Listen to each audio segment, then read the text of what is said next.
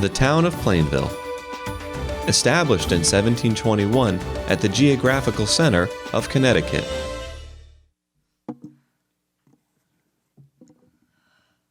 Okay, good evening, everybody. Welcome to our town council meeting this evening. It's Monday, August 15th, 2022, 7 p.m. I will ask Councilman Wazorko if you would please stand for the Pledge of Allegiance, and he will lead us in that. I pledge allegiance to the flag of the United States of America and to the republic for which it stands, one nation, under God, indivisible, with liberty and justice for all. Thank you very much. Okay, we have a few things we're just going to move around a little bit here at the beginning of our meeting, so Madam Chair. Councilwoman Tompkins, yes, please. Yep, motion to ratify establishing a public hearing for Monday, August 15th at 7 o'clock in the Municipal Center to hear public comment regarding an additional appropriation of $425,000 to the Self-Insurance Fund. Second. I have a motion and a second. Any discussion on that motion? All those in favor? Aye. Any opposed? Thank you. Madam Chair. Go right ahead. Motion to move the police officer appointment up to now, Right now. before presentation. Okay, motion to appoint Nicholas Kobani as a police officer effective August 22nd, 2022. And can I have a second? Second. Okay, I have a motion and a second. Before we go on with the motion and the approval, I would like to ask our chief if he wouldn't mind coming to the podium and talking a little bit about our newest soon-to-be police officer. Hi, Chief. Hi. Thank you very much for having me and for moving that agenda item up. I know I have some on-duty officers that'll be arriving fairly shortly. Oh, should we wait? No. It's an object lesson for them. I've been a police officer for 30 years, and I've been involved in the hiring process of dozens and dozens of people in my tenure. And, without a doubt, I'm very, very happy, very, very lucky to have the candidate that we have in Nick Kobani. As you may know, we have 3 recent retirements. Lieutenant Peterson, Officer Slater, and now Rich Marquis will be retiring. That is 65 years of law enforcement and experience that'll be walking out the door. And of course, my job as chief is to fill that with what I believe are the best people to do the job for the town of Plainville. The best way to go about hiring, I think, is word of mouth. And I had heard about Nick through one of his good friends and academy classmates, that he was an officer in Waterbury and was looking to go somewhere else for his future. And interviewed him, and I was extremely impressed. He did have this look of weariness about him, and when I asked him about it, he said, well, I just had a baby boy. So, with an infant in the house, I can certainly understand the lack of sleep, especially when you're a midnight shift officer. So getting to know him just in that brief time, I can say I'm very, very lucky. The town of Plainville is extremely lucky. When I checked on his background investigation, all I heard from the detective was that everybody that he talked to said good things about Nick. That includes people that were retired that I checked up on that said he was, I quote, one of the top 5 in Waterbury. Also, his lieutenants were extremely impressed and did not want him to leave. So I can say without a doubt we're going to be very lucky to have him to fill that spot, and he'll be doing so soon. He'll be getting sworn in on next Monday, and hopefully within a month he'll be on his own and patrolling the streets of Plainville. So thank you very much, Nick, for joining our family. We're happy to have you. Great.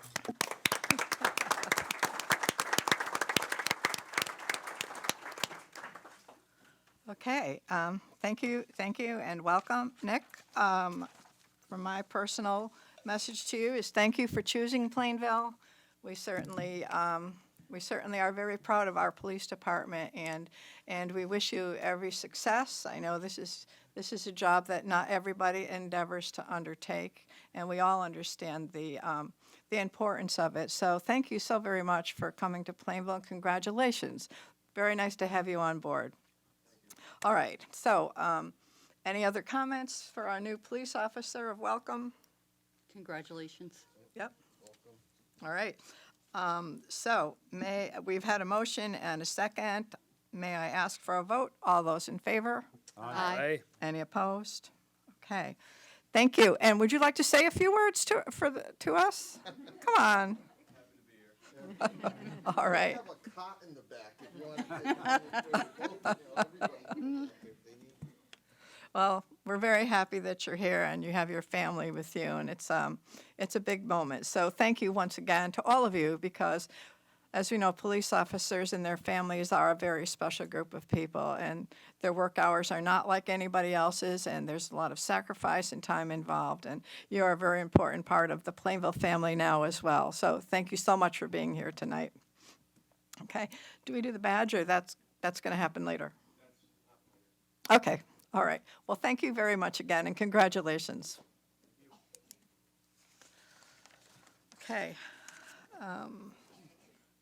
So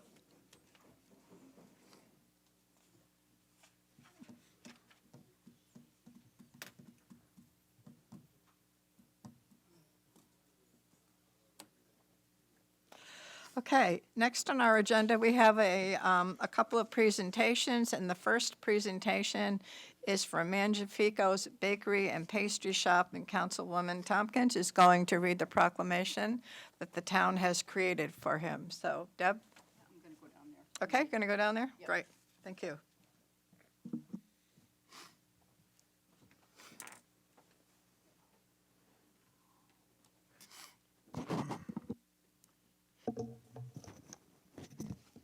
Okay. I'm going to try to get through this without getting misty. I've been friends with Sal for a couple of decades now, so. Okay. Whereas Salvatore Mangiafico immigrated from Sicily in the 1970s and worked countless hours for Modest Bakery in Hartford, a business which he later purchased and operated until the early 90s. And whereas Salvatore Mangiafico first opened Mangiafico's Bakery in Rocky Hill, and lucky for us, moved Mangiafico's Bakery and Pastry Shop to Plainville in April of 1996. And whereas since that time, Mangiafico's Bakery has been offering customers a wonderful, delicious selection of fresh baked breads, Italian pastries, cookies, wedding and specialty cakes, and Sicilian-style pizza. And whereas over the years, Salvatore, It's okay. It's all good. Mangiafico has been very generous to local charities and events within the community, and in 2016 proudly became an American citizen. And whereas family-owned and operated Mangiafico's Bakery and Pastry Shop has been the recipient of local awards and also named Best Bakery in Plainville. And whereas on behalf of the community, we offer Sal, his family, and the Mangiafico staff our thanks for working tirelessly for over 26 years to deliver yummy treats, good conversation, and many smiles to their regular and new customers. Now, therefore, be it resolved, we, the Plainville Town Council, do hereby congratulate Sal and the entire Mangiafico family on 26 successful years serving Plainville and surrounding communities, and offer our best wishes for a happy, healthy retirement. Dated at Plainville, Connecticut, this 15th of August, 2022, Plainville Town Council, Catherine Puglisi, Chairwoman, David Underwood, Vice Chair, Joe Catanzaro, Rosemary Moranti, Jacob Rocco, Deborah Tompkins, and Christopher Wazorko. Thank you very much. Thank you And very much. we're going to miss you. I'll miss all of you guys. I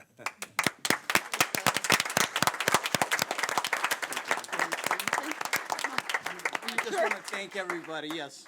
Okay. Thank you, everybody, for supporting me for all these years. And unfortunately, getting old, I guess I got to retire sometime, right?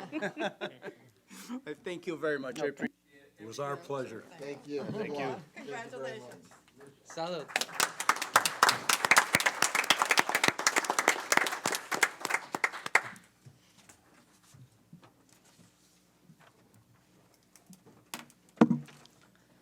You're going to talk about Mark. Okay, next on our presentation, we have recognition of Mark Cahill, who's a retired firefighter. And Mark has been with the fire company. How long, Mark?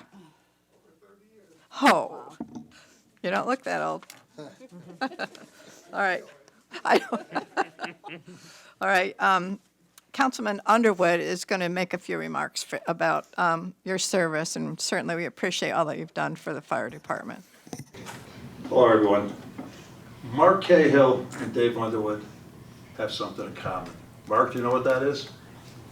Old age? Old age, yes, that's part of it. We're lifelong residents of the town of Plainville. Mark and his family grew up with me and my family in the Ashford-Harwood Road area. And probably 20 years later, I buy a house on Hittleman Court, and I find out Mark Cahill's living on Washbourne, the next street over. So, Mark, we go back a long way. We sure do. Today, we are here to honor his 30 years of service.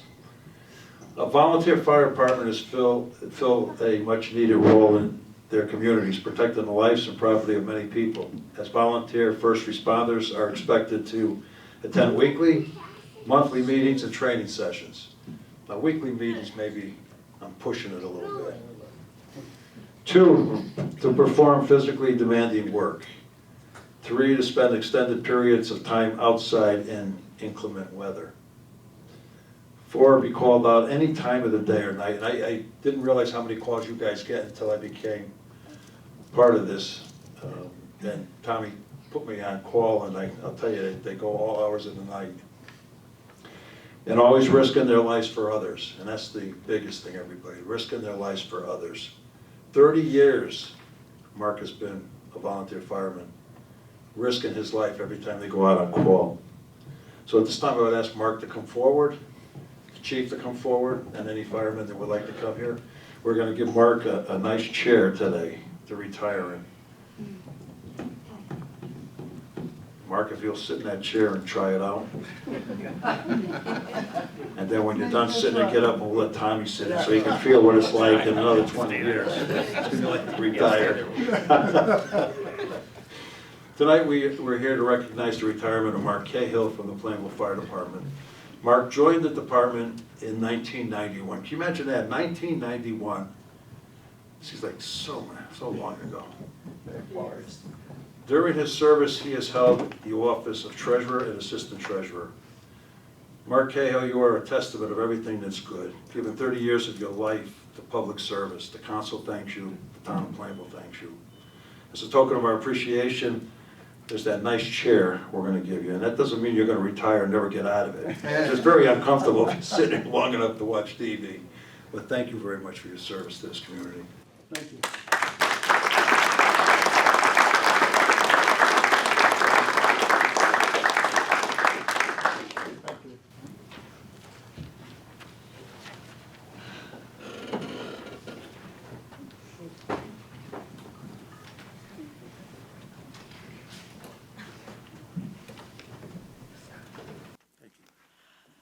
Okay, Mark, congratulations again for a job well done.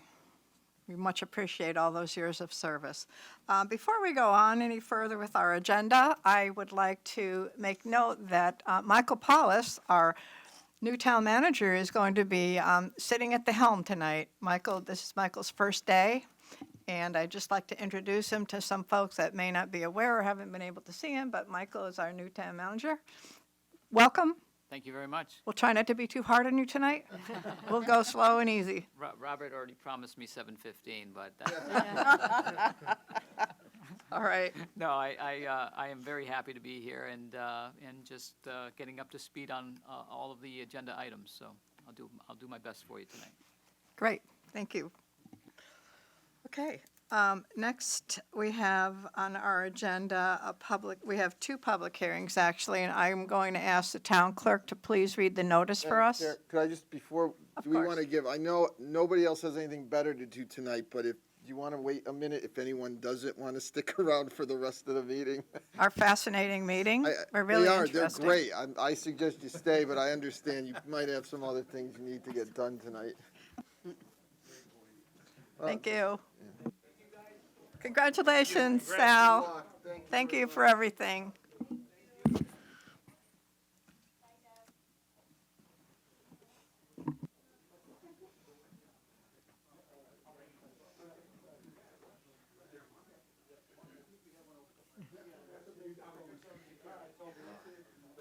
Now this looks more like familiar for a meeting. Right, right. You prove one thing to me. Go with your memory. Still a crowd. You Yeah. Yeah. Right? Hey, sometimes it works, sometimes it doesn't. Don't let them go. Don't give them any permission to All right. leave, Okay, we'll resume our meeting, and we'll have the reading of our 2 public hearing notices tonight. Notice is hereby given that the Plainville Town Council will hold public hearings at 7 PM on Monday, August 15th, 2022, in the council chambers of the Municipal Center, 1 Central Square in Plainville, to hear public comments regarding, 1, use of coronavirus state and local fiscal recovery funds associated with the American Rescue Plan Act for various projects at the police department estimated at $200,000. 2, an additional appropriation of $425,000 to the self-insurance fund. Copy of said appropriation is available for public inspection in the office of the town clerk, dated at Plainville, Connecticut, this 11th day of August, 2022. Thank you very much. Before I open the public hearing for public comment, Michael, could we just have a little background about both of the items that we're going to be discussing tonight? You have in your packets the first item for the police department as a renovation of the officers' kitchen break room, estimated to be $30,000. Renovation of the Robert Open room, $14,000. Install second floor administrative kitchen for $16,000. Install second floor secure record storage room, $9,000. Install booking area casework for almost $10,000. New badges and assigned badge numbers, $4,000. Creation of the honor guard unit, $8,500. Painting the garage areas and booking, $6,500. Garage door $5,000. Okay. Is your mic on? Some people are telling me they can't hear. I can't hear half the time anyway, so. I Just for the apologize. benefit of those that can. Yeah, and I apologize. No, don't worry. You want me to repeat that? I am No, soft-spoken and. that's okay. It's in our packet. It's a list of items that the police department, we actually talked about this at a previous meeting with the list of items, so it's not the first time it's been discussed here. So that's fine. And the second one is for the self-insurance fund? Yes, 425 for the self-insurance fund. And if I could go back to item 1, I just want to say publicly thank you for the chief for the tour today. It was nice to get over there to see visually what's going on inside the building, and it helps kind of put into context what they're faced with and what they're trying to do. So I appreciate that opportunity. Okay. All right. So what I'll do is I'll open up the public hearing. You can, the first item, we'll do them separately, is use of coronavirus state and local fiscal recovery funds associated with the American Rescue Plan Act. This is specifically to items that the police department has identified that would be helpful for them. So does anybody wish to speak to the first public hearing? Roberta?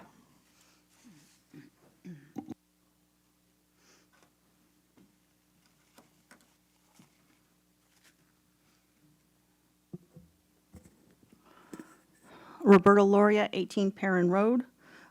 Through you, Madam Chair, I just have a couple questions for the chief regarding some of these items. Okay. Regarding the furniture, is this mostly kitchen tables and chairs and things like that, or is it lounge furniture?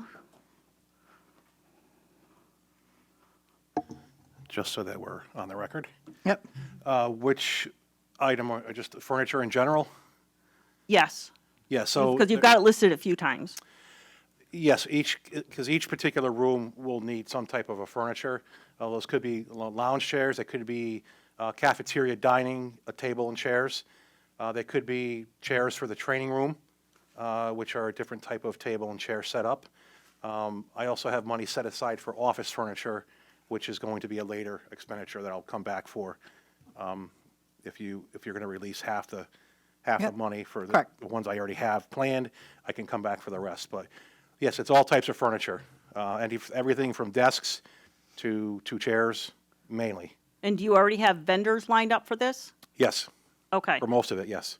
Okay, because I know regarding some of this lounge furniture, it might be worth having a conversation with Trish Tomlinson, the library director, because they recently had a large purchase of lounge-type furniture that was very efficient. It's, they also had to replace all their furniture there. It's easier to clean, it's easier to maintain, it's easier to take care of, and who knows, maybe we can get a discount for going back there. Just a I appreciate that. I'll suggestion. reach out to her for her vendor list. My second question, to help me better understand, is the creation of the honor guard in the unit. Is this a voluntary position? How does this work in terms of, since it's so new to us in the 76 years that we've had a police force? Yes, so the honor guard is made up of officers who volunteer to be in that role. They are outfitted with their own specific uniform, everything from boots to pants to shirt. Their badges are different, their headgear is a little bit different, they have different badging on them. They carry flags, they carry rifles, and so they act as what you would consider a regular honor guard, but for police functions. So I would use them for anything from parades to promotional, to any type of ceremony that the town has. They can stand by and do honor guard duties. Is this strictly, funerals. is this strictly for the town activities, or will they be asked to volunteer and go out of town or out of state? Well, they don't volunteer for anything if they're And going that's out my, of state. that's my point. Yes, yes. If I wanted them to go to, say, an officer was killed in line of duty, say, Mm-hmm. within driving distance, say New York or a town or a state that is next to Connecticut, I would probably send a representative from our department as an honor guard. Okay. They're really representatives of the department. Okay, and how would that work in terms of the union, in terms of that individual? Is this considered a paid It's just specialized. representation? It's specialized. It's specialized duty, and so just like I have somebody that installs car seats, right? That person is trained. If somebody needs a car seat, that's the only person that does it. They get overtime per the union contract. Same thing with the honor guard. And where does this overtime come from? It comes from my budget. Okay. I mean, as a taxpayer, I'm fine with the list is there. I do have intrepidation regarding this particular item. Okay. Because when you look at the requirements of ARPA, this is more of a nice to have and not a requirement. And as a taxpayer, I have concerns about that, especially the fact that the chief has just commented that there would be pay for this at times, and it would include overtime, which means if there was a holiday, it would be more than that. So I do have concerns about that from the perspective of it wouldn't just be $8,500 for 6 individuals. It has a potential to be more. And as has been presented here more than once over the years from our late chief, is many times the budget has been over on more than one occasion. That has been addressed on more than one issue. I also have concerns that when you look at the definition of ARPA, this doesn't really fall in that. And as we all know, a bill was recently passed in which they are going to be hiring thousands of IRS agents. And who's to say that you're not going to have someone looking to move up the ranks, and the first thing they're going to start doing is auditing these ARPA funds that go to towns. And so it makes me question if we wouldn't have a problem down the road. And it's not just a one and done. That's what concerns me, is that how much, God forbid, we get called in a lot of times for whatever reason to be representatives of our town. How much is that going to go over budget? It's more than just the fact that you're dealing with 15% of the police force, and it sounds like you're not going to have 6 people at one time doing it. Right. So it's going to be small enough. But as a taxpayer, it's not going to be one and done. This is what was just said. So I think this money can be better used for other necessities in the force that would benefit all 40 members and not just the 6. That's just my opinion. Okay. Thank you for your comments. Does anybody else wish to speak to the first public hearing? Anybody else? Mr. Frangos?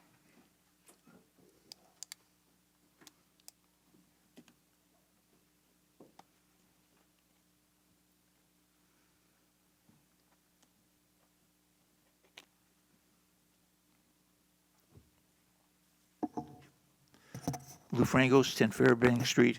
I want to start with something, but with the council's permission. If I could just mention something regarding the honor guard, and you can correct me if I'm wrong, Chief, all right? The honor guard, I think we're talking in the town, I'm assuming we're talking in the town of Plainville, has nothing, is not associated with what you see in an Army honor guard. Army honor guards, all right, that's their, they call it an MOS, that's their job. The local police is a local police officer that does his duty every day. But in special need, they put together a group that will represent the town of Plainville, whether it be parades, all right, or with another fellow officer. It's not something that they're all of a sudden, they're now honor guard, and correct me if I'm wrong, they're not honor guards, and they're not in a separate room that we waited to be called upon. They are active police officers. Okay, now, that's all I wanted to say. And as you can see, I'm for it. So, that's that. With that said, let's see, the conservative, what was I going to ask? I lost where I was now. Okay, they just convert, their use of coronavirus funding and all that, just exactly what will we be using those funds for? It goes into a separate account? The funding, the Yes, funding ma'am. that the town received? Yes, item number 1. Okay, well, there were a couple of different ways the town could utilize those funds, and I'm going to depend on Michael, who knows a lot about this. But the town council decided to take the funds in and use it as our fund balance, use it as part of our funding for specific items that we have identified that would be useful but are not in our budget. For example, there are requests for some fire equipment. We've already approved some other ARPA funding. Some of it went to the library. And so we have a whole list of items that we've actually talked about more than one time at the town level. And those ARPA funds are under, and the town council has actually already given its blessing to that list. So in order to appropriate the money, we have to actually go through a public hearing, as we're doing tonight. But, Michael, is there anything else that you would like to add about the ARPA funds and how they can be utilized? Yeah, I think it's helpful for the public to understand I think in this realm, a practice of looking at one-time, one-off type of purchases in most cases that we wouldn't otherwise do within your normal municipal budget. As the chairwoman had said, police, fire, large ticket items that you would see in a capital improvement item, that you might move up that schedule that you might have on there in order to use these funds to pay for those items that would otherwise might not get to for years. So I see. I think it's, in that context, helpful to understand how these funds will be used at the municipal level, and giving the authorization and the decision to use it for, I believe, in this case, municipal revenue replacement. It gives greater flexibility in use of those funds. So it's not just infrastructure, as a lot of people have heard, or telecommunications, that you have more flexibility. Okay. And this isn't a challenge. It's just in my mind when I see COVIS, all right, and all of a sudden, COVIS is for illness. Now, all of a sudden, we're using it for something else other than, that's the only, and I'm saying, again, this is not a challenge. It's just Right. the question I had to ask. Yep. All right. The other thing, and I need assistance on the, if I may go to item 2. Are you going to the next item? On here, on your public hearing? Let me just make sure nobody wants, you sorry. can stay there, because I'm sure you'll be fine. Sorry, I But took it for granted. I'm sorry. before we move to the next public hearing item, does anybody else wish to speak on the first item regarding the ARPA, the coronavirus state and local funding list that we're going to approve? It's actually use of dollars for the police department. Does anybody else would like to speak on that topic right now before I move to the second item on our public hearing list? Anybody else? No? Okay. Go ahead, Lou. Yeah, and this would be, this is just a little assistance for me. Additional for self-insurance, the self-insurance fund. Right. Specifically, what is that for? Okay, so going back Ma'am, on, I'm sorry, should I be addressing these to you or to the town manager? well, I can try to answer it, and then Michael will fill in all the blanks that I leave out. Years ago, the town of Plainville had a self-insurance fund for the health insurance for both the town and the Board of Education. And about 5 years ago or so, we decided to join a state health plan rather than self-insure our town. As a result of that, at that time, we were running a deficit in that self-insurance fund. And so the town now has to move dollars from our fund balance back into that fund in order to take it off our books. And we had remaining of $425,000. It was actually greater than that, but we've been working on reducing that amount. So tonight, that's what that's about, is to move money from our fund balance to take care of the self-insurance deficit that we had for so many years. Now, will this be brought up at a future meeting to yea or nay? Or does that happen tonight? But, I'm sorry, say it again. Maybe I'm not present. We are going to vote on it. You're not. We are, it's on. We are going to vote on it. It's under new business. It is. Well, that's that. Okay. I want to make sure there was nothing else. No. And I guess in the closing statement, if it was, I know better if Mr. Lee was sitting in that chair, I'd be asking him directly, or else. Thank you. All set? Okay, does anybody else wish to speak on item number 2 under our public hearing? Roberta?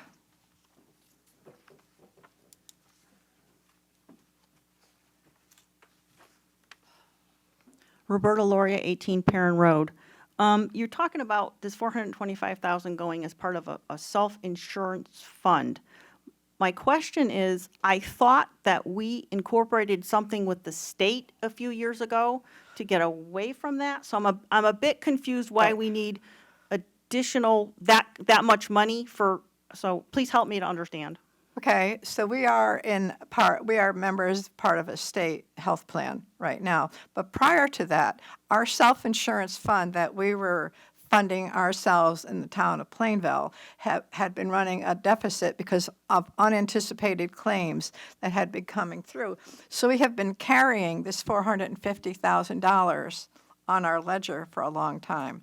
The claims were paid, however, we now have to do this bookkeeping adjustment, if you will, to take care of that deficit. But we've been in the state plan they call it a state plan, but it's with a number of other municipalities for probably 5 years or so. And we are finally deciding that we're going to take care of this deficit that we had since before we joined the state plan. Now, will this be completed? Yes. So then we Yes. won't have This is it. any more funds to worry about regarding this That's over correct. and done with? That's correct, Roberta. This is the Okay. last transaction Last we will transaction. take for Okay, that. thank you. Okay, you're welcome. Does anybody else wish to talk about the second public hearing? Anybody else? Last chance? Okay. Thank you for your comments. I will close both public hearings. And we will move on to minutes of a previous meeting. May I have a motion to approve, please? Madam Chair, Go ahead. motion to approve July 18th, 2022 regular meeting, Second. Special and regular? special. and Okay, all right. I have a motion and a second. Are there any additions or corrections to those minutes? Hearing none, all in favor?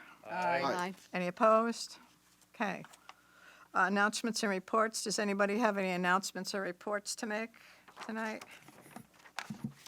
Madam Chair, Go ahead. last week I attended the aviation meeting with Town Manager Robert E. Lee, and I just want to say that they're going to be putting in an outdoor patio where the residents will be able to sit with picnic benches, umbrellas. They're making a lot of improvements, and I just wanted to be known to the public. Okay, thank you for that. Does anybody else have anything? I know some of our assignments are on hiatus for the summer, mine are specifically, so we'll just move along without that. All right, appointments and resignations, please. We took care of Officer Kobani already, so can we move on to the other appointments, please? Yes, Madam Chair, Go ahead. motion to acknowledge the retirement of Kevin Toner from the Plainville Fire Department. Second. I have a motion and a second. Is there any discussion on the motion? happy retirement to Kevin Toner. Put in many, many years, and so we certainly all wish him well. Certainly. All right, all those in favor? Aye. Any opposed? Thank you. Madam Chair, Go ahead.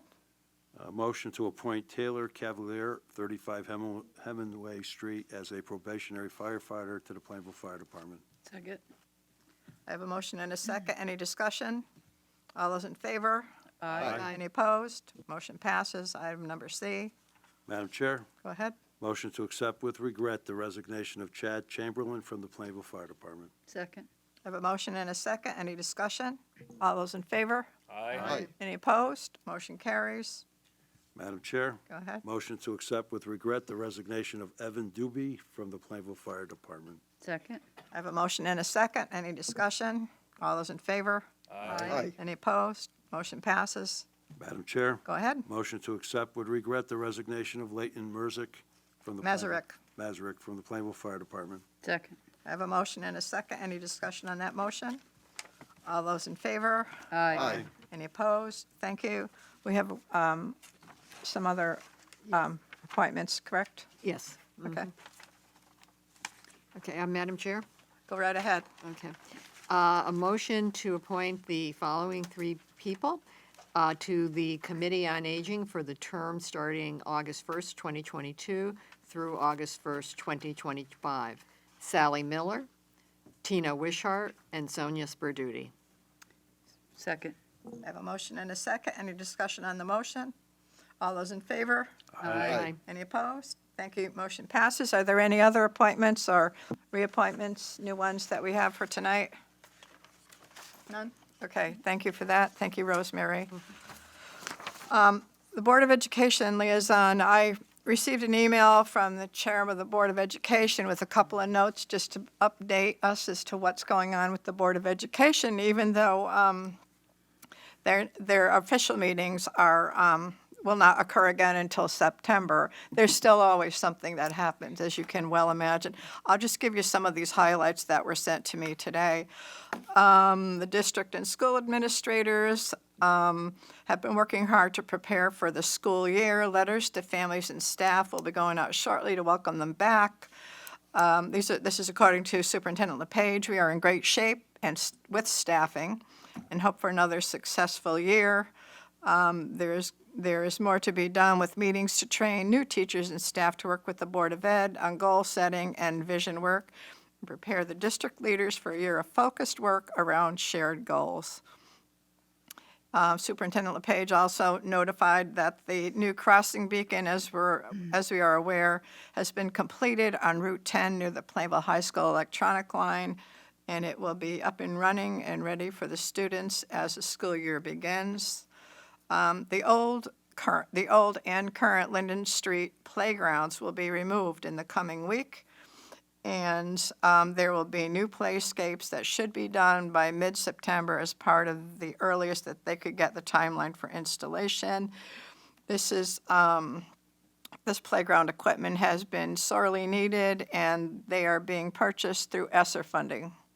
Also, there's going to be new furniture and upgrades to the PHS Learning Common, also paid for with the ESSER funding that they have.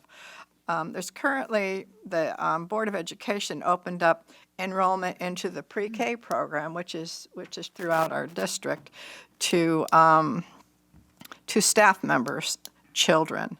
And for those children that do qualify who will be attending the pre-K program, they'll be paying $450 a month tuition, which is not too bad for tuition for preschool.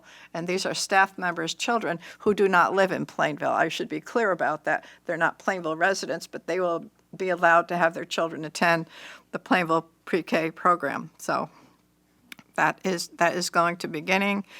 He also touched on base with the fact that we do have a new district security director, which is Rich Markey, who is a current Plainville police officer who's retiring to take on a new position.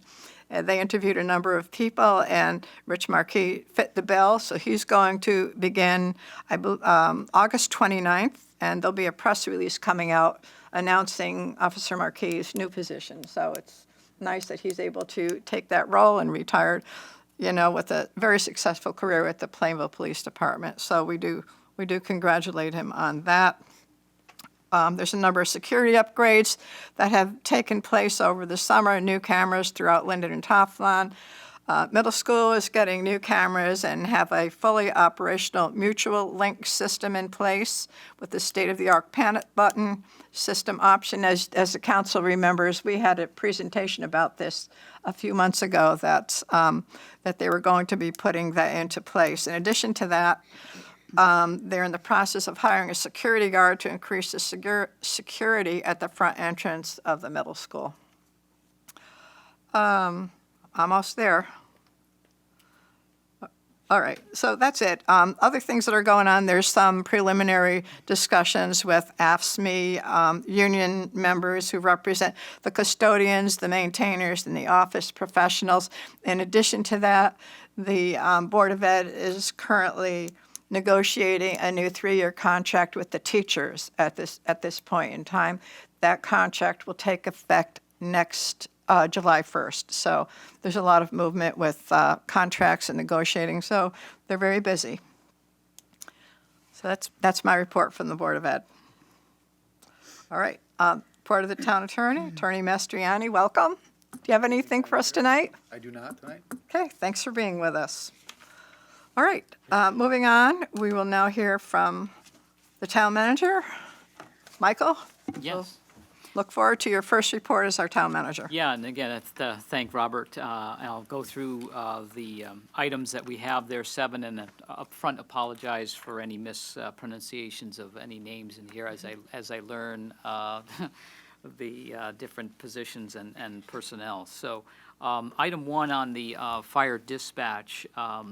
Fire department utilizes part-time volunteer firefighters to provide dispatching for fire calls from the fire station. The part-time firefighters provide 128 hours of dispatching per week. Approximately 10 years ago, the police department took over fire dispatching for the daytime hours, Monday through Friday, from 10 a.m. to 6 p.m. for a total of 40 hours. So Fire Chief Moschini? Okay. Good.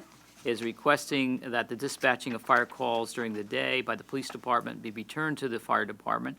And the chief has spoken to Police Chief Vangeli, okay, regarding this, and the police chief supports that request.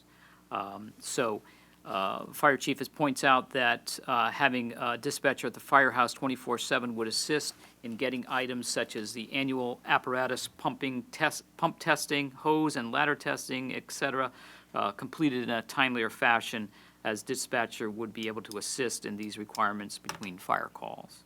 And additionally, there will be occasions that when the day shift dispatcher is also an apparatus driver, he or she may be able to respond in a timely manner as well. And the fire chief believes that this change would be a great boost to morale, to the volunteer members of the department, and the cost to shift the dispatch from the police to the fire department would be approximately $30,000 per year, based on the 40-hour coverage. And there are funds available in the fiscal year 23, current fiscal year, that the fire department budget can cover in the first year of operation, approximately 10 months. And it's also anticipated that funds could be shifted in the future fire department budget requests to cover a good portion of these costs going forward. So the last 6 months, police department has dispatched a total of 109 calls, and that fire calls are by nature different than other calls because they could involve significant time or tying up the dispatcher's time depending on the nature of the call. And both chiefs I think the fire chief is still here. Yeah, there he is. Are here to answer any questions that you may have, the council members may have on the subject. Okay. Can we ask questions now, or do you want us to wait till your whole report is done? I think we knock them off. I'm fine with knocking them off now, and as we one subject at a time. Yeah. Okay. I do have a few questions for the chief about this, but why don't we finish the rest of your report, if you don't mind waiting Tommy, and then we can go back, and if anybody has questions about any of your other topics, we Then can we'll do open it it up. then. Okay. Okay, thank you. Item 2 is the bond sale results. On August 2nd, 2022, the town received 9 bids from financial institutions to purchase general obligation bonds totaling $9 million. These bonds will be used to pay for Wheeler School elementary building projects and the road resurfacing program. Before the bond sale, the town staff met with Standard & Poor rating team to discuss the credit viability of Plainville, and Standard & Poor then determined that Plainville should be rated as AA or AA plus stable community, and this is a rating that is just one notch below the AAA rating, which is the highest rating that they give. So that's, I think, kudos to the town and its fiscal management, certainly. So S&P pointed out that Plainville has a strong financial management conditions supported by a formal reserve policy and regular budget to actual reports to the town council. They also pointed out the town has consistently strong financial operations, the continued maintenance of very strong budgetary flexibility. They also noted Plainville has a favorable debt and contingent liability profile supported by low debt as well as manageable retirement costs. As a result of this very positive rating recommendation, the net interest cost for the $9 million bond issuance came in at 3.05%, and this was lower than the 3.5% that was budgeted. And this sale was also the lowest of any 20-year bond issue sold in Connecticut this year. So the town will be paying off this bond beginning next spring. Great news. Yep, very good. Item 3 is White Oak project update. Earlier this month, the State Department of Economic Community Development finalized the financial assistance proposal, FAP, for the former White Oak remediation and redevelopment project. This FAP will provide a state grant of $1,170,000 for the remediation, abatement, and partial demolition of the former White Oak Corporation Office Center at 1 and 63 West Main Street. The proposal is for mixed-use development consisting of approximately 13,500 square feet of medical offices, approximately 16,800 square feet of industrial condos, approximately 11,000 square feet of retail space, and there'll also be approximately 125 multifamily housing units and approximately 30,000 square feet of new mixed-use building, approximately 423 parking spaces that will go with approximately 7 acres of green space on a total of 15-acre parcel.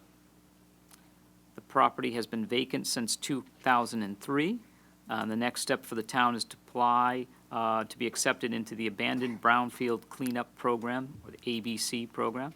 This program offers municipalities and developers who are not responsible for the contamination to be afforded liability relief from the responsibility to investigate and remediate off-site contamination, provided that the project meets certain economic development thresholds and remediation is completed under a formal DEEP program. Currently, Tig & Bond, the town's consultant for the remediation oversight, is preparing the application for the ABC program. Once accepted into the program, the town will take title to the property. Manafort Newport is expected to begin cleaning out the debris within the White Oak building within the next 2 weeks. And this is one of your action items under new business for the town council to ratify the town manager's execution of the land disposition and development agreement and the attachments for the White Oak redevelopment project now that the state financial assistance plan has been finalized. Okay. Item 4 is the Farmington Canal Heritage Trail update.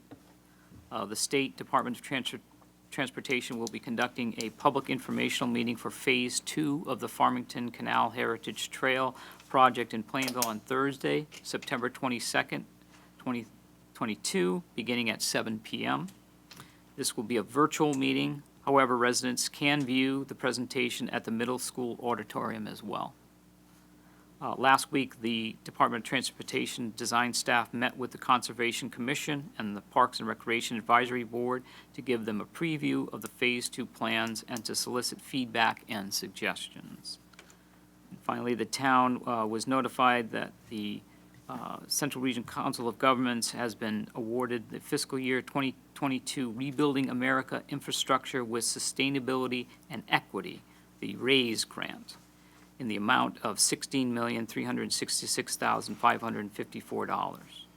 This grant will be used for the design and construction of 2 trails in the municipalities of Plainville and New Britain. The first trail will fill the last major gap in the Farmington Canal Heritage Trail, and the second trail will connect the Farmington Heritage Corridor to the Connecticut Fast Track in New Britain.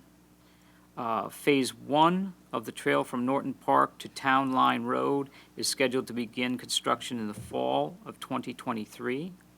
Phase 2 from Northwest Drive to Route 72 is expected to begin construction in the fall of 2024. The design of Phase 3 through the center of Plainville and the trail to connect to the Connecticut Fast Track has not yet started. That will obviously take a little bit more time, as Robert has explained to me, a little more complex, I guess is the right word to use. Item 5, WPC SBR software and controls. The Water Pollution Control Capital Improvement Plan included a $120,000 line item to upgrade all the software and controls for the SBR system. Water Pollution Control Superintendent Joe Alasso is recommending that a contract with Aqua Aerobic Systems Incorporated in the amount of $81,820 be approved for this work. This is proprietary software, and Aqua Aerobic Systems is the authorized representative. And this is an item under new business regarding, there's a recommendation under new business, and the superintendent is here and expect that there will be some additional costs related to electrical work, systems integration, and minor upgrades to make everything work smoothly as part of the upgrade.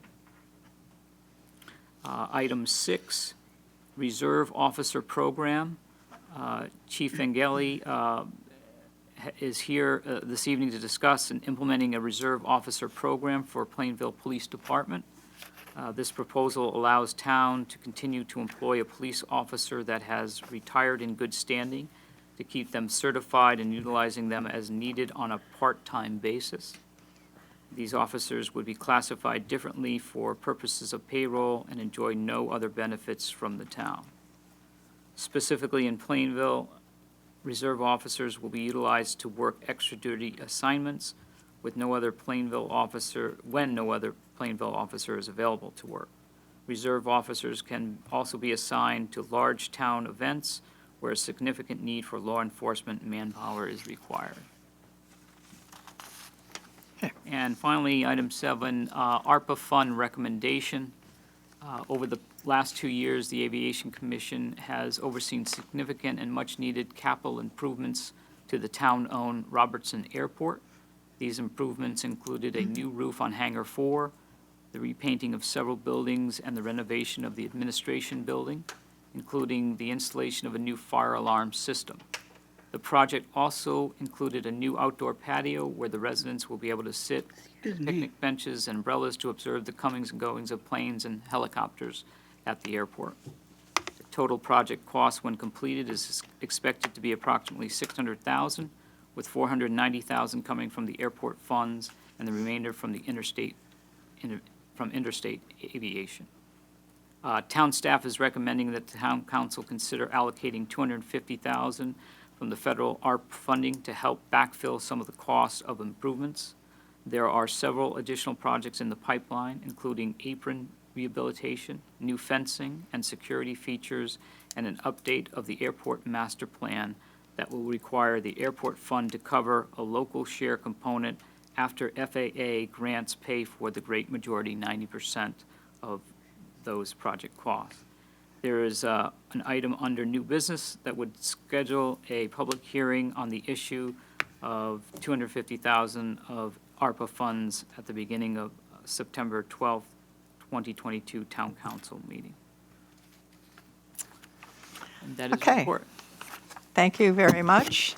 Does anybody have any, do we have happenings? Oh, we do have happenings. Okay, we're going to do happenings, and then we'll do our questions after all that's been presented. Okay. Sorry, Cindy, go ahead. That's okay. That's all right. Thank you.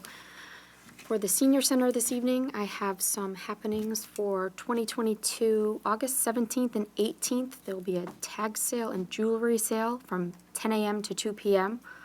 All proceeds to benefit the Dial-A-Ride program. The dental clinic will be returning.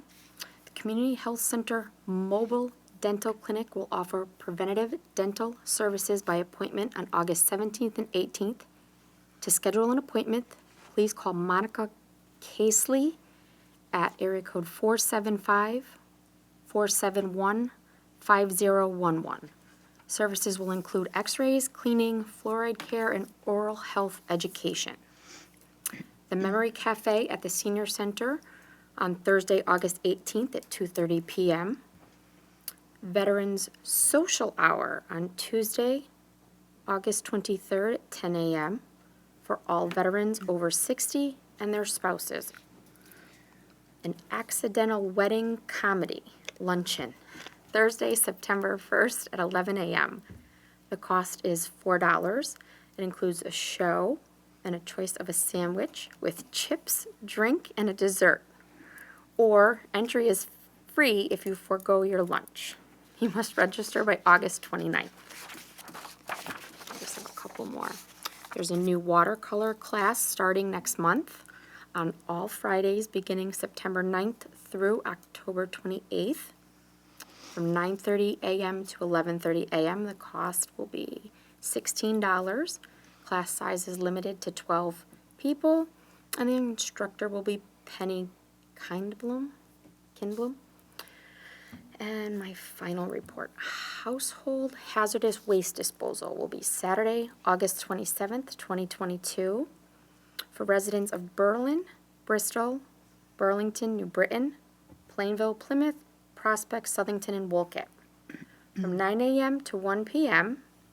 at the Town of Bristol Public Works Garage at 95 Vincent P. Kelly Road off of Route 229. Household hazardous products can pose serious risks to all families' health and to our environment. Keep materials safe in a place hidden from children, pets, and from heat. An ID is required to dispose. Please make sure products are sealed. A 5-gallon per person limit is no waste from businesses or contractors. A list of acceptable items can be found on the City of Bristol website at www.ci.bristol.ct.us. And that's it. Thank you. Thanks, Cindy. You're welcome. Okay, does anybody have any questions or comments for Michael or Cindy with what they have in their reports tonight? Anybody? Madam Chair. Go ahead. Are we going to do the questions in the order of the town manager's report, do you think? You can do them. I have some questions for Fire Chief Machini, but if you have other questions that you wanted to. I have questions explore. for Chief Vangeli, so. Okay, Okay. go right ahead. Hi, Chief. Hi. Thank you. So my question's regarding the supernumerary, you're calling it Reserve Officer Program. Yes. We used to have the supernumeraries, and we did away with that. And at the time that that program was done away with,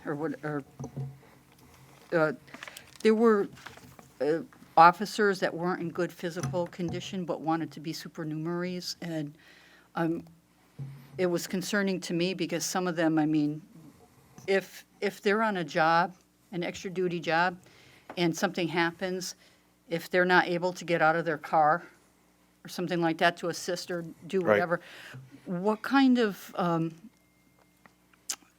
what kind of physicals are you going to be doing for these people? Are Are you going to be keeping track of that, or? Yeah, like I said, I mean, there's different, people call it different things. Could be supernumerary, reserves, specials, auxiliary officers.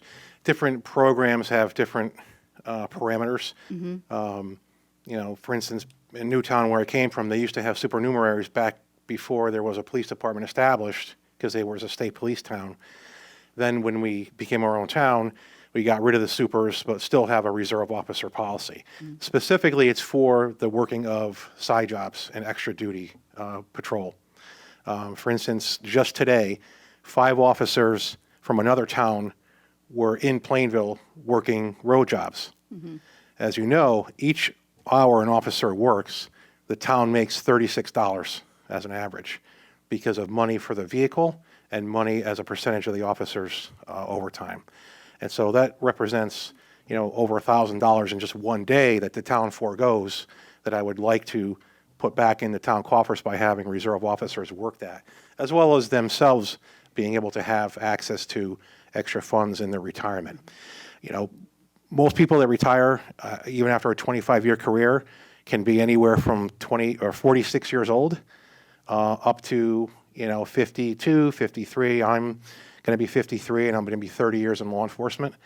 And so, you know, they're not ready to retire down to Boca yet. They still have young families, most of them. They're still fit and in shape. And so they will be required to go through the same standards as any other officer that wants to recertify with POST, Police Officer Standards and Training Council. Now, at this point, there is no physical agility or anything of that nature. However, the way that this is written is it gives the power to the chief of police to determine who gets hired, how many people we have as a cadre, and then how long that person lasts. Generally, we see people failing out when it comes time to do the pistol qualification. And if they can't shoot, or if they have the inability to handcuff somebody or do some defensive tactics training that we do, then of course we can always ask that person to you know, resign their position, or they can be resigned if they're a safety hazard. Okay. The other question too, as you were saying, some of them could be young, some could retire at 46. Do you foresee a police officer that could retire after their 20, putting their 20 in here, and then becoming a police officer in another town, but then also being a reserve officer for Plainville? Do you think that would be a conflict? Because I wouldn't allow that. okay, I would not allow that. If they, you know, and take me as an example, I could have asked to stay on in Newtown as a reserve officer, but then I got the job here. So I don't think that would work. I definitely, it'd be tough. I don't think anybody would even have that much time on their hands because they'd be working for their own department doing side jobs. But yes, if somebody had became an officer in another town, I would have them resign their position here. okay, awesome. Thank That's you. not in the policy, but I can certainly add that language in there. Okay, thank you. I appreciate it. Thanks, Okay. Chief. That's it. All Madam set? Chair? Anybody else? Yep, go ahead. Chief, correct me if I'm wrong, they have to be certified, correct? And Yes. certification would go on, let's say they retired and they're going to be a reserve officer for a year, 2 years, 3 years, whatever they decide. They have to go through a certification process to be recertified, correct? Yes. It would be pistol, range certification, first aid, whatever the requirements are for the state. Yes. And how often is that, if you don't mind me asking? Well, for the state of Connecticut, you have to have 60 credits over a 3-year period over various mandated subject matters. For instance, firearms, though, is every single year you have to have your pistol qualifications as well as a use of force update. But they would be going through the exact same training that we do for our officers here in Plainville. We would offer them a seat in our West Hartford training so that they would be able to keep up everything that our own officers are able to keep up, including their medical training. Thank you. And if there is a cost for that, then they would bear that cost themselves. Okay. Any other questions for the chief while he's at the podium? Okay, thanks very much. Great, thank you so much. Okay. Anybody else have any questions for the town manager or Cindy. I have a question for Chief Machini, if you don't mind. This has to do with your proposal for your dispatchers, Yes. Chief. So one of the questions that came to my mind is, who do you envision to be in this dispatcher position? We have firefighters now that have been dispatching for years. We have, matter of fact, we have 2 in training. We've been doing this right along since the beginning of the fire department. Years ago, it was released to the police department when they did it Monday through Friday from 10 to 6, and we take over after 6 p.m. at night to 10 the next morning, and we do Saturdays and Sundays. So it's nothing new for us to take over. It will not be a hiccup. The town is well in great hands with the dispatchers we have, and it kind of helps and frees up the police department to do what they need to do. Okay, so are these retired members or Some- current yes. members or non-members of the department? Who would they be? They would be all. They would be, I have some retired firemen. I A have- retired fireman could Yeah, do that? as long as he makes the training. I have right now I have, I think, 2 retired firemen. I have firemen that are active with me that do it as a part-time job. We really haven't gone out, we haven't need to go out to get anybody in the public. It'll be a job that pays, it's usually $1 over minimum, with no benefits, no union, because we're only gonna go 30 hours a week, and I am not looking to change that at all. A lot of this is a family thing. We've been doing it for years, so the firemen know what firemen need, so you can't ask for better dispatchers. Okay, so that leads me to another question. In reading your memo to us, you spoke about daytime coverage, which we know is, difficult to Yep. get folks to respond, especially Yes. full-time people that are working but are still in the fire department. And you just mentioned that they could be drivers. However, our ordinance does not allow retired firefighters to drive. They're How not- would that work? If he's not a driver, then he will not be able to drive. I have regular firemen that some of them work nights and will dispatch during the day. If they're sitting behind the desk and they are a qualified apparatus driver, and someone comes to the firehouse who's not a driver but a dispatcher, they can change seats. The guy coming into the firehouse can dispatch as long as he's qualified, and that dispatcher is an apparatus driver. He can take the truck to the alarm. Got it. So those retired guys can't drive. I just want to be sure, because absolutely. that's in No, your it's the ordinance. 70 After yep. 65, they retire, they can no longer drive. They can drive from 65 to 72. After that, then we have no provision for that to work now. So that'll stay the same. Okay. And so my next question is, so what has prompted this request? Is it, I know that we got some statistics from the police department, and over 6 months, there were 109 fire calls, which is about averaging 18 a month. So that's not a lot of calls, right? So is it mostly to do other work in the fire department that isn't getting done, or what exactly is the genesis of this? Well, my feeling was it should have never been let go. If the Okay. police department needed an extra dispatcher, I totally agree with the amount of calls they have. We lost it 10, 12 years ago. I'd like to get it back. Our guys, it's more of a hobby for them, and a very important hobby. But there'll always be somebody in the firehouse, which is good for people that walk in with emergencies. It helps me get different jobs around the firehouse, like we said, ladder testing, hose testing. These companies have to come in, and by NFPA standard, this has to be done every year. So it helps me not having to beg someone to come and sit at the firehouse. The dispatcher can help them find what they need in the firehouse and assist on that in between fire calls. Fire calls, of course, is number one. So we're really just picking up where we left off 10 years ago. Why does that, how did that change? I guess what I'm trying to get at, Tommy, is it changed for a reason back, you said 10 or 12 years ago. So what has changed now that we need to bring that back in there? I never agreed with the change. Well, I think it should have never left us, and I would like to see it back. And but why did it change at that time? Do you remember? I'm not sure. I was just a lieutenant when they were going through that. It wasn't even brought up to members about this, what was going to happen, so they had no say in this. This change that came 10, 12 years ago, it'll help me with morale. We'll have people hanging around the firehouse a little bit more, which is a good thing, which would help us, not all the time, but it would help us on fire calls, getting the apparatus out. Okay, thank you. Anybody else have any questions for the chief while he's here? Madam Our Chair, two chiefs, by the way. Yep, I have a couple questions. okay. One of these phone calls for a fire dispatch, about how much time does a dispatcher spend dispatching for one of these calls? A couple hours, hour? It depends on the call.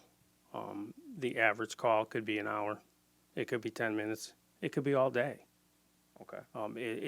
Last year we put in well over 500 fire calls with the PD dispatching too. So our call volume went up. It went up for the PD, which kind of taxed them for dealing with this. So if we take it over, it would relieve a lot of unnecessary stuff that the police have to do. Okay. And how many dispatchers are you looking to put in place? I already have them in place. I think it was 10 or 12 dispatchers right now that dispatch. They rotate, fill in for each other's. If a holiday falls during Christmas falls on their dispatch, they don't get any extra pay. They still get this normal pay. They're switching around. Hey, can you work for me here? Can you work for me there? So we have dispatchers ready to roll. Matter of fact, the last 4 weeks we've been dispatching full-time for the PD because they've been a little short-handed. So we just picked up 4 weeks ago, and nobody even knew it. We didn't have any hiccups or anything. We just... Okay. So you wouldn't have to bring on additional people and grow the 10 or 12 that are already in place to say... No, I might need 1 or 2, but that would be about it. Yep. I'm very confident what we have. And I wouldn't be asking for this if I wasn't truly in my heart know that we can handle it and pick up where we left off 10 years ago. Could you give me a little more detail on some of the testing requirements that they would be doing in the time between dispatches? Yeah, every year we have to have certain things tested. We have Hearst tool testing, pump testing, hose testing, ladder testing, radio testing, which has to be done by NFP standards every single year. So getting people in there to kind of babysit these people while they're at the firehouse, helping them find stuff, it gets to be hard. And they come in, they do it. Some of them not happy, but they give me their all. So that would be a big benefit. They're actually having someone in the firehouse, I think, is a great thing, because you get walk-up people that walk up. They're hurt. Numerous times people come into the firehouse hurt, or to report a call, or you got people that just show up to say hi. It's nice comfort to have someone in the firehouse 24/7. My last question might be a little bit more for Chief Vanderlee, but in the memo it says the police department is getting taxed pretty heavily by handling fire dispatch as well. Is this causing a problem in our response time? No, I wouldn't say it's too much of a problem.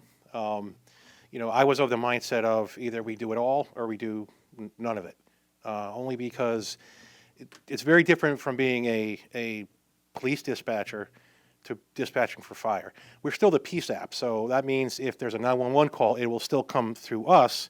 We will just then divert it to the fire department for them to be able to dispatch out.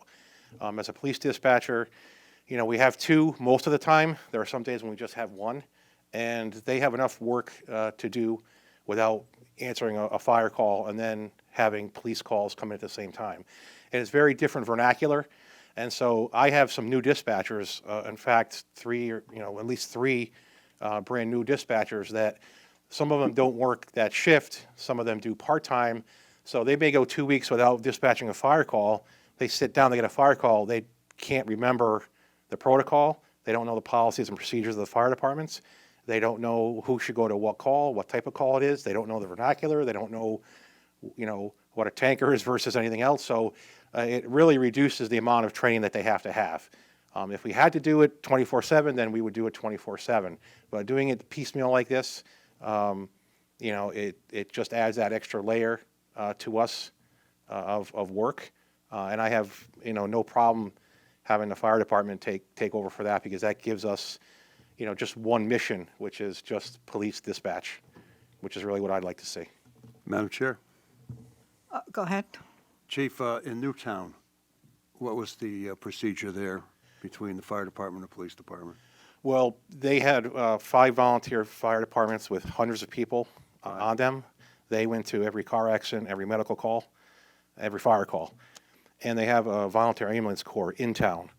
And so what that translated into is a dispatch that dispatches all 3, fire, ambulance, and police. So they're cross-trained on all of them. That's the way they work. Are you up to full staff with your dispatchers now, or are we still? Yes. We are. You are Yes. fully staffed. Yes, we have, Okay. two dispatchers still on FTO, actually. And so we're up to, I think, our full complement of 6. Okay. Thank you. Thank you. Thanks.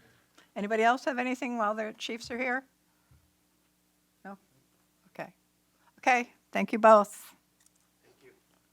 Does anybody have any other questions for Michael with his report? I know that took up a lot of time, but sorry. There's a lot of interest in that. Does anybody have any other questions for Michael and his report that he gave us tonight?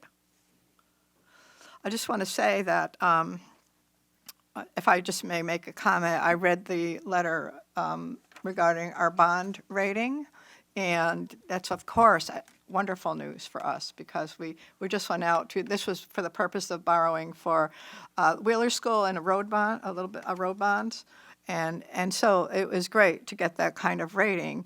And according to the letter, it would be very, very difficult for Plainville to become AAA because of the demographics of our town. Not necessarily that we're not doing a good job with our financial health and taking care of everything, but we're a very small town, and ability to grow isn't as robust as some other towns. Is that a fair statement? Yeah, I think that's completely accurate. Yeah, that we are pretty much, because of the demographics, will likely not be able to get a AAA rating. And so we've pretty much achieved the highest level we can achieve for Okay. a town of our size and given, the community. Well, I was very happy to see the rate that we got, and we're very fortunate, of And course, so. I thank you for bringing that up, because to your point, the rating results in that net interest cost under what we had budgeted for. Mm-hmm. And that's a direct result of a great rating like that. Yeah. Always good to have that happen. Yeah. Okay. absolutely. Any other comments or questions for Michael's report tonight? Okay, thank you again. All right, we are in the portion of our public comment section of our meeting. If anybody wishes to speak to the council, please step up to the microphone, state your name and address, and you'll be given 3 minutes to speak to the council. Does anybody wish to speak to the council tonight? Anybody? Lou?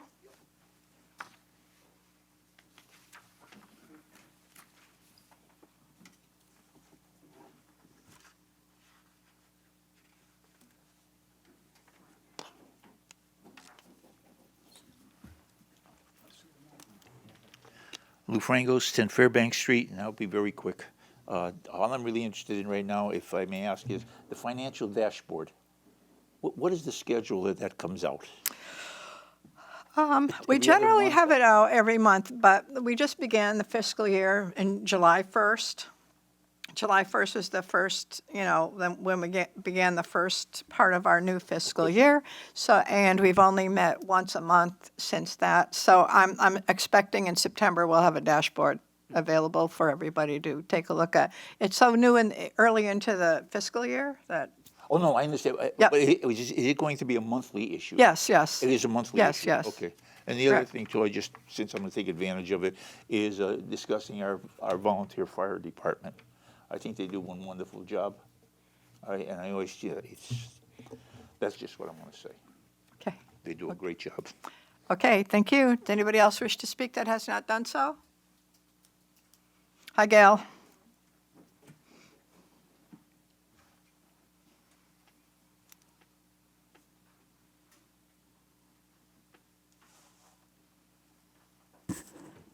Gail Black, 4 Yancey Avenue.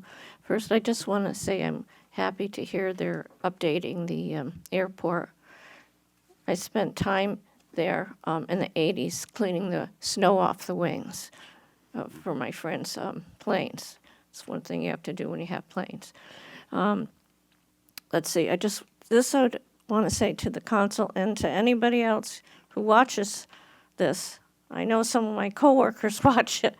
So anyhow, call the Department of Insurance and tell them not to raise the rates. It really helps when you call. I know, I've done it for several years, and they're talking about raising rates.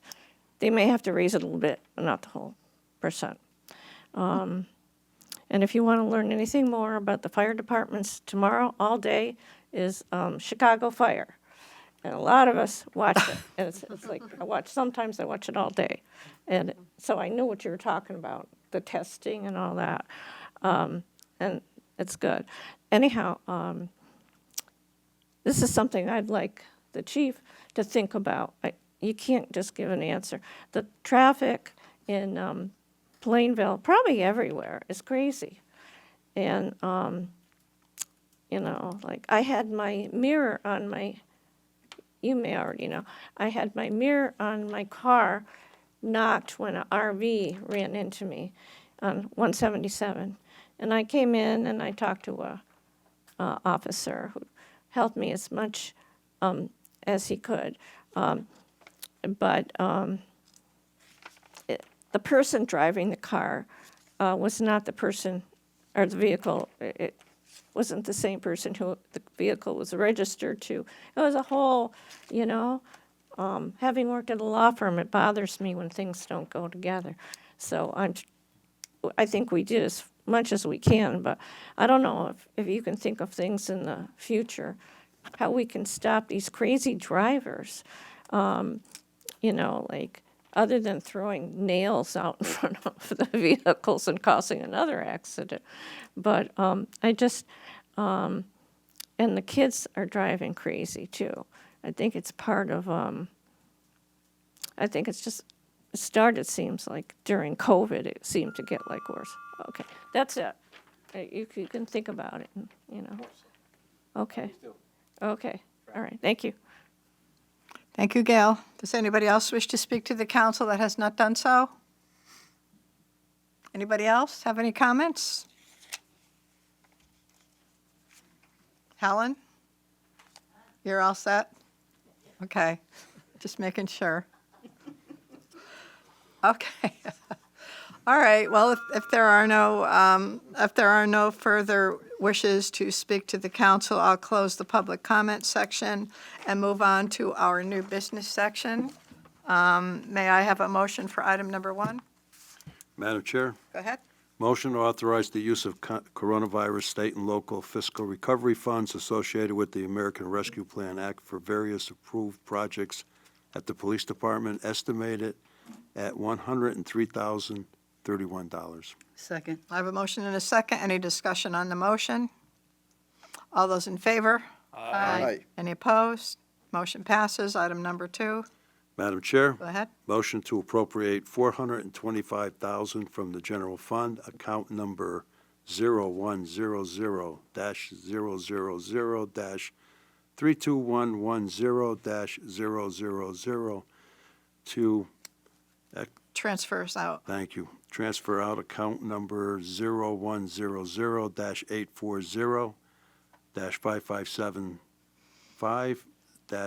0100-840-5575-0000. Second. I have a motion and a second. Any comments on that motion? All those in favor? Aye. Any opposed?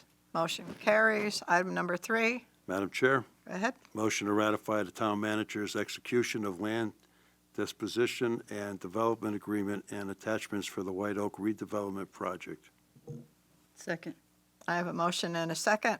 Any comments on the motion? Madam Chair, Yes, sir. I will recuse myself from the vote based on my relationship to the parties involved. Thank you. All those in favor? Aye. Any opposed? Motion carries. Item number 4.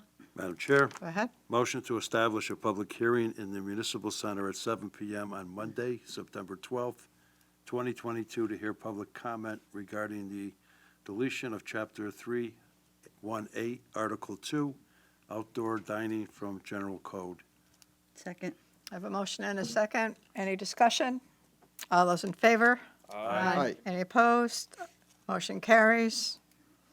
Item number 5. Madam Chair, Go ahead. motion to establish a public hearing in the Municipal Center at 7 p.m. on Monday, September 12th, 2022, to hear public comment regarding the use of coronavirus state and local fiscal recovery funds associated with the American Rescue Plan Act. Second. I have a motion and a second. Any discussion on the motion? All those in favor? Aye. Any opposed? Motion carries. Item number 6. Madam Chair, Go ahead. motion to waive the bid process and award bid number 2023-14, WPC SBR Software and Controls to Aqua Aerobic Systems Incorporated, Loves Park, Illinois, in the amount of $81,820. Second. I have a motion and a second. Any comment? All those in favor? Aye. Any opposed? Motion carries. Madam Chair, Go ahead. motion to approve the tax refund as listed on the addendum. Second. Motion and a second. Any discussion on the motion? All those in favor? Aye. Any opposed? Motion carries. Thank you very much. Okay, that was a lot. So next item on the agenda, other discussions of interest. Michael, do you have anything else that you would like to add tonight?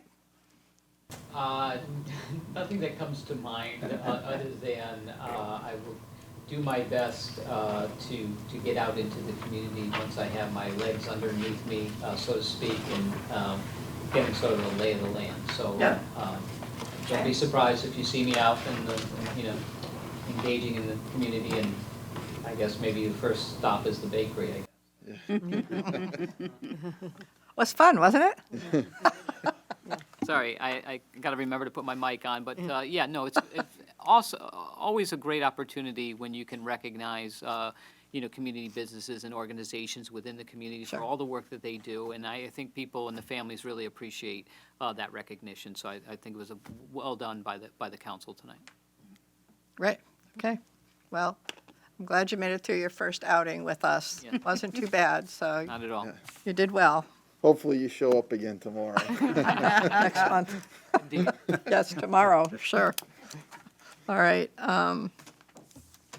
All right, we do not have an executive session. We had one earlier, so may I ask for a motion to adjourn, please? Madam Chair, Go ahead. motion to adjourn. Second. All those in favor? Aye. Great. Thank you very much.